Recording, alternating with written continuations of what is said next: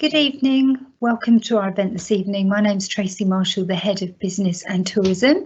I'd like to introduce you to some of my colleagues, and I'm going to pass you over first of all to Matt Golding. Hi, good evening. Welcome to West Suffolk College. I'm Head of Culinary Arts and I'm going to hand you over to Marnie Randall. Hello, my name is Marnie Randall.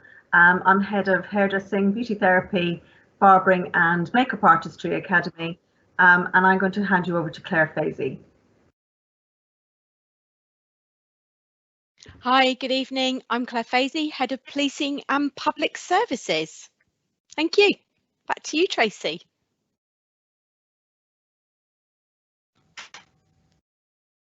Hello everyone. So I'm going to take the opportunity this evening just to share with you some highlights of what we've been doing in business and tourism over this past year. If you would like to find out more specific course detail, then we have actually recorded lots of pre-recorded interviews with the course directors. I'd like to start first of all with talking to you about an event called Global Enterprise, and we're just going to share a quick slide with you on our Global Enterprise event. This event took place in November, between the 16th and the 22nd of November. We're just going to go through this brochure to show you the sorts of things that happened, and it's basically set up for our students to have the opportunity to work with employers, and that's one of the things we really pride ourselves on, bringing employers into the curriculum. So that that's what makes our delivery different to studying business at A-levels. And these images just show you some of the people that we worked with. So we had a keynote speaker called Peter Basford. He's a business coach and a mentor for many small businesses. We then worked with a company called Strategic IQ, who really showed us about tech and how that's being used in business at the moment. We then worked with 3 Points Digital again, who helped us with writing a digital strategy. And then we worked with Willis Tower Watson, who gave us a really good insight on the career within insurance. And then we also worked with another business that helped us with setting up their own business called DOP Consultancy. And it was a series of events, masterclasses with all of our students, and we had a competition which was hosted by Hermione Way, and she was the head of marketing and innovation, head of communications for a company in San Francisco. It was an amazing opportunity for our students to find out about starting up their own businesses and how to grow a small business into a scalable business. So it's a really exciting event. It happens once a year, but I would say that we continue to work with employers every single week. So every project that we do has a live element to it. I'm just going to move on now to a couple of photographs to show you an example of another project that we did about this one was called Shops Without Windows. We've actually changed this project this year because we're working with an online business, and our year 2 marketing and general business students are working with a business mentor called Valerie Watson Brown. And the students have started developing a business idea. They're conducting market research into their target audience, and they've gone out and sourced and costed products before planning a launch of their business.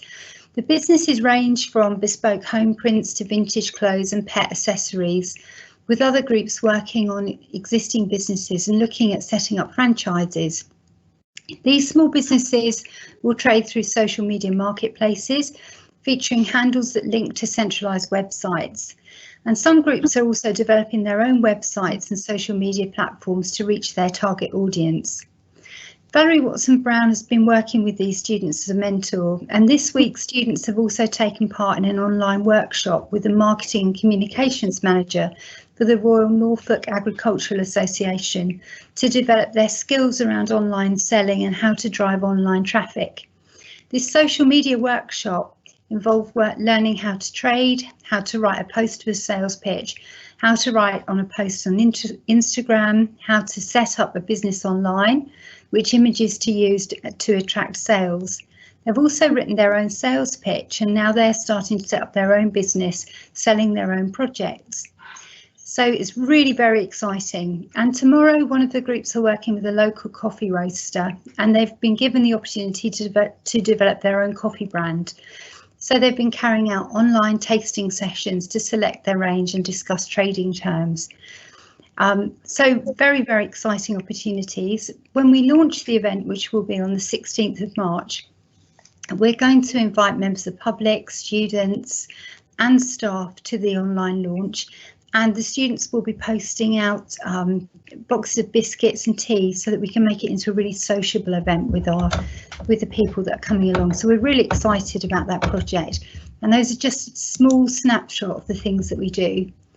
I'd also like to share with you now a video on our travel and tourism course. And just before we play this, I'm very aware that the tourism industry is going through quite a traumatic time at the moment, but one thing I think we can be clear about is that we're all keen to book holidays as we move out of this period of time. So if you're thinking about this course, please don't be put off by what's happening at the moment. We really feel that this will be an area of absolute growth. And this video, I think, speaks for itself because it's following a group of our students through their journey last year. So I hope you'll enjoy it.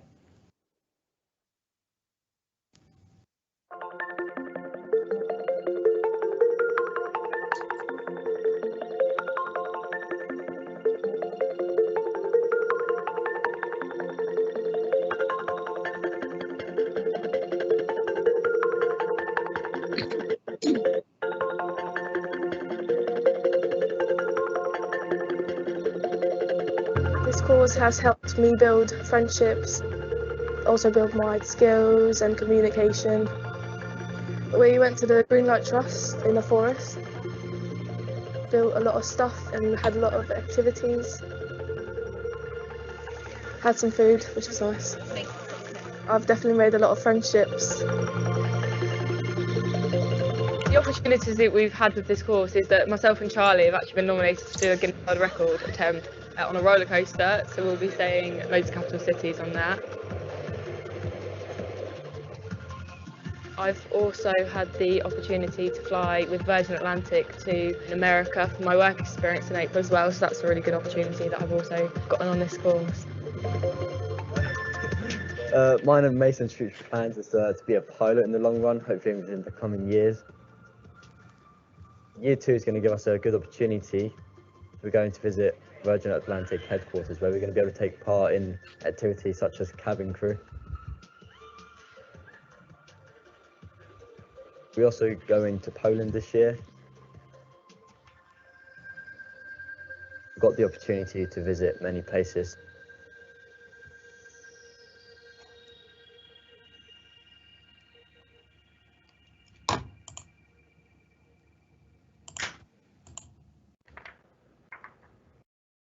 Thank you, and I'd like to pass over to Matt.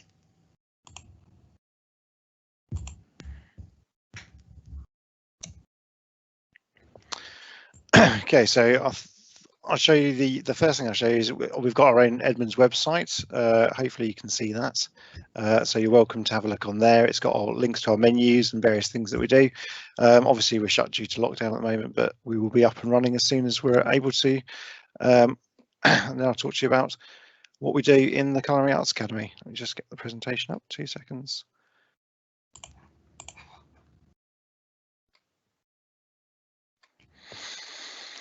So if you come to study with us, you're certainly getting a very high standard of tuition. The sort of food that we do is Michelin star level.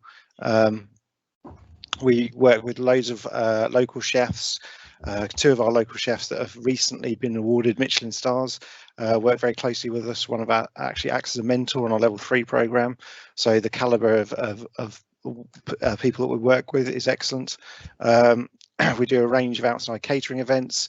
So not only do you get hands-on experience at college, it'll also be external as well. So Athenaeum and various places like that, where we do outside catering. From any facet of hospitality you're looking to go into, whether it's front of house, restaurant management, hoteliers, sommeliers, then we will cater for that. We cover level 1 through to level 3, and there's various progression routes throughout the school. We have an excellent reputation among various colleges. We beat most of the colleges locally in Cambridge, Ipswich, Norwich in competition work. We've got a fantastic team of staff. Yeah, and that's it. Very quick and brief. I'm going to hand you over to Marnie Randall. Hello. My name is Marnie, just to remind you. I want to share with you about the Hair and Beauty Academy at West Suffolk College. We have a very big department. We have lots of very exciting things happen within our department. And we have 4 main areas: hairdressing, barbering, beauty, and makeup artistry. And as we know, the industry at the moment is a little bit quiet. It's locked down, and obviously that's devastating for us at the moment. But we have very high application numbers to our area. And let's be fair, people all want to come out of this lockdown and have their hair done and have some beauty treatments and feel good about themselves and think about the future and what they can achieve. And for that to happen, we need well-trained, well-schooled therapists and hairdressing stylists. And so in our academy, we focus very much on the knowledge, the skills and the behaviours of a hairdresser or a therapist. But one of the key areas we look at is your experiences while you're here in our college. And on the screen, you can see a slide that shows some of the associations that we work with, where we have students that have performed outstandingly above what's expected of their qualification of their course. We work with the Hair and Beauty Association Awards, and one of the students that we have currently, Holly Bullock, as you can see here top right, she's currently in the finalists of the Hairdressing Apprenticeship of the Year. She's one of, thousands of students that have applied, and our Holly is in the top 15 in the country.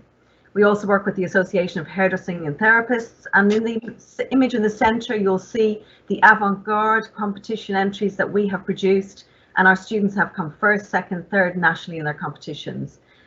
In the following slide, you will see that we work with Concept Hair Magazine. This is an independent hair magazine where we put forward our students for competitions and for their images. If you don't mind putting on to the next slide, please, Maddie. And you'll see that these are the entrants that we have in their final competition heats. So that we have competition final heats for festival hair, prom hair, colour hair. We're looking at students at level 2, level 3, cutting and styling. So we do extremely well nationally, regionally and nationally.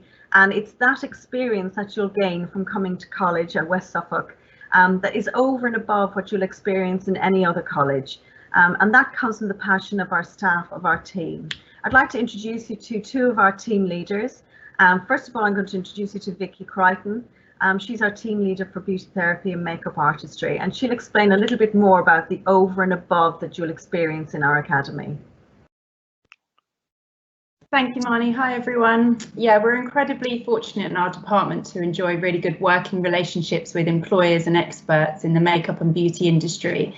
At every level of study for beauty therapy and makeup, we're able to offer enrichment to our students in the form of exhibitions, workshops, industry talks and training days, to name but a few. We regularly invite industry experts into the college to share their experience and knowledge with our students. And we find this really helps to raise the students' aspirations. It allows our learners to realise potential career and employment opportunities at first hand. Our employers are really generous. They're willing to invest their time and they aid us in supporting and nurturing the next generation of therapists and makeup artists. Through our strong links with our employers, we're really privileged to be able to offer students specialist training to further enhance their skills and help prepare them for the industry. In some cases, the training leads to a certificate of achievement for the student, in addition also to the valuable learning experience that our training and workshops provide for them. Marnie's kind of touched on it. The beauty and makeup industry is exciting, it's ever evolving, and we just really look forward to kind of teaching, inspiring the next generation in line with our employers. Thank you. I will now pass you over to Gemma, who's my colleague and team leader for hairdressing and barbering. Thank you. Hello, hi everyone. So I think you can hear me now. I'm going to talk to you a little bit about the things that we have been doing in hairdressing and barbering over the last sort of year. We are really lucky to again have some excellent suppliers and excellent companies and individuals that we work with on a regular basis to help support our students. As Marnie's already touched upon, we have an excellent relationship in competition work, working with the Association of Hairdressers and Therapists, where our barbers will compete for cutting work, our hairdressers for stylist work, colouring work, and likewise. That's also then replicated in the Concept Hair magazines, where sometimes students are lucky enough to have their work published as well. So it's an excellent opportunity for them to look into. We also closely with our barbering programs partner with Mr. Barbers, which have barbering shops all over the UK now. They're an ever-growing brand. It's excellent to have them on board for the barbers. They get such an amazing industry insight from the barbers all over the country, talking about their experiences, the way that they work, how they've got into the industry, and lots of demo work from them. We also have really great contacts with Tony and Guy Hairdressing. The students this year, even through lockdown, have had some amazing sessions with colour technicians and cutting technicians from Tony and Guy, talking through their experiences, their learning curves, and what they're doing in industry currently. We're lucky enough as a college to have L'Oreal products throughout all of our salons. And along with that comes industry experts, industry talks. We've had a lovely lady called Sarah talking to our students about job opportunities within L'Oreal, how she climbed the career ladder, and her expertise within the industry as well. We've also been really lucky to have loads of local salons supporting us with work experience. They in DIS have been excellent. They have been mock exam marking with us, so giving us their insight into our students' work that they've been doing throughout the year. And they've also been brilliant at competition work with us as well, hosting our competitions and judging with us. So thank you, and I will pass you back to Marnie. So thank you so much for listening to us this evening, and I hope it has made you a little bit excited about your future plans and what you might want to study at the college next September. I'm going to hand you over now to Claire Fazey.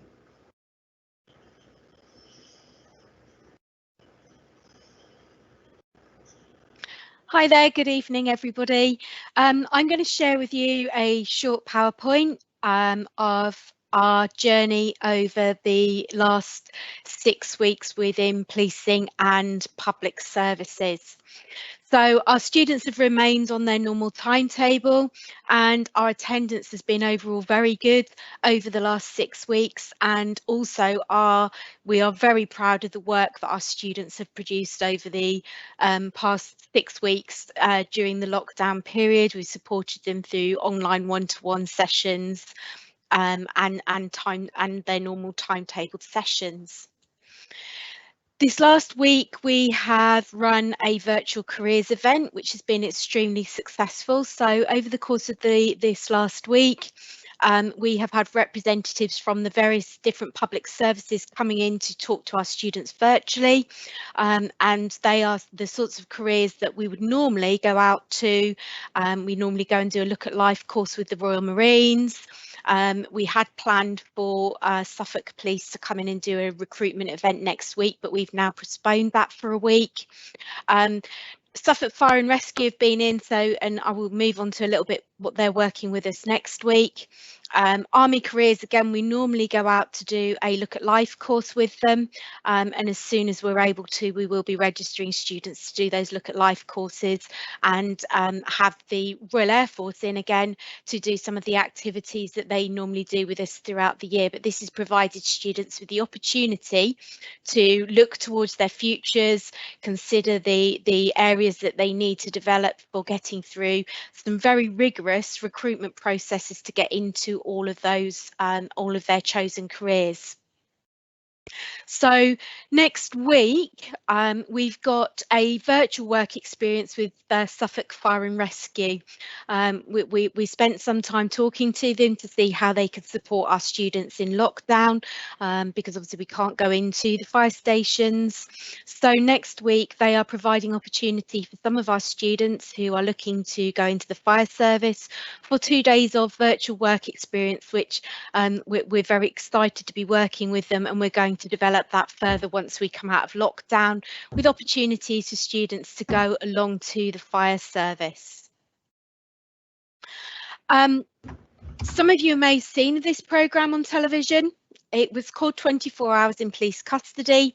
It airs regularly, but about 3 or 4 weeks ago, it featured a programme of the Black Widow, which was a lady in Ely who it was an arrest, that they followed the arrest and the investigation into this lady.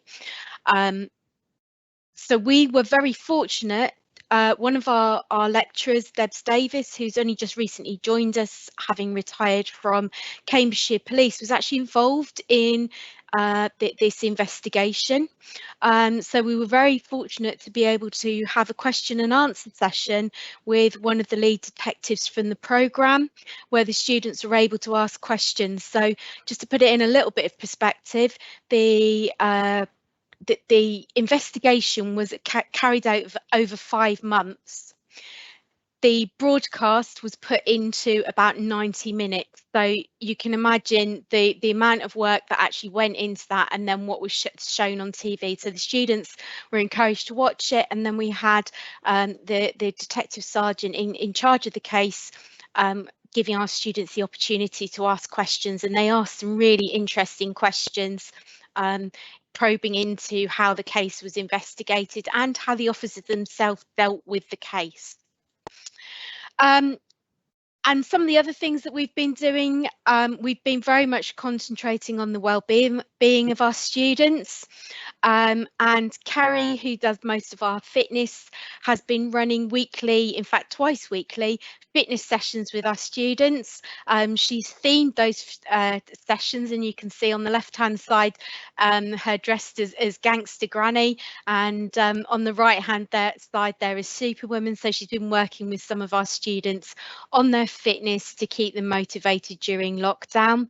In addition to that, we've also been giving some of our students some wellbeing tips and healthy eating and other fitness tips, the way to keep them fit and healthy during lockdown. And just lastly, so we've been quite focused on our futures and our progressions with our students. So a number of our students have completed their UCAS applications, and they've all been sent off to UCAS. And just to also talk about our HNC, HND that we have with policing, which is an opportunity for progression at the end of our course, and further details for that can be found on the University Studies at West Suffolk College, on that programme, which is where some of our level 2s will be, year 2s will be progressing on to at the end of this next year. Okay, thank you very much for listening. That's all from me. Back to Tracy. Thank you. Okay, thanks everyone. That sounds amazing. I just got a few questions just to ask here. This one is for hairdressing and beauty, and actually potentially it could be for you as well, Matt. So it's asking, is there a uniform required for the course? I can answer that one. Yes, it depends on the course that you study. So the uniform depends on whether you're going to study hairdressing or beauty therapy or makeup artistry or barbering, and each uniform is slightly different depending on what it reflects exactly what's happening within industry. And I'm sure this is the same for Matt's answer as well. It will very much depend on what your industry would expect, and we would expect you to perform and look the same as you would in general in work. But we can give you much more detail on that should you want that. If you email us through the college website, we can give you individual support with that. Matt, so absolutely, yeah. For whichever course you select, there'll be a set kit list and a set uniform for that course. It's industry standard, so you can wear it out in the kitchens, working in the workplace as well. It's good quality stuff, and it will last you for years as well. So once you make that initial purchase in the first year, it will carry through sort of level 1, level 2 and level 3 progression as well, just topping up each year. So it's an initial sort of outlay, but it will sort of stand you in good stead, and then you add to your kit over time. Matt, that's another question linked to uniforms now. So it's saying, what are the sizes like for the hospitality uniforms? They range from extra small through to extra large, so we cater for everyone. We work with a company called Russums that supply all of the catering colleges up and down the country, so we get everything at cost price, so everything's good quality and good value. And they're asking as well, when do they get their uniforms? Do you want me to take that one? When they have their interview, we confirm that they have a place. They're then sort of told in a couple of weeks' time that they have been successful and they are on the course. We have a sort of keeping warm day where we invite all the new cohort in, probably virtually, depending on COVID, and there are kit lists available on those days, or we'll post them online or post them out. And you'll order your kit ready for your start in September. We normally run a sort of week and a half induction program where you're not required a uniform in that first week or so, but after that point you'll be in uniform. Yeah. Brilliant. And Claire, a question for you. When do the interviews take place? Okay, so for policing and public services, our interviews take place on a Monday evening, and I think we have, it's about once a month we are having those interviews. They are currently being done over a telephone conversation with a member of the staff from the policing or public services.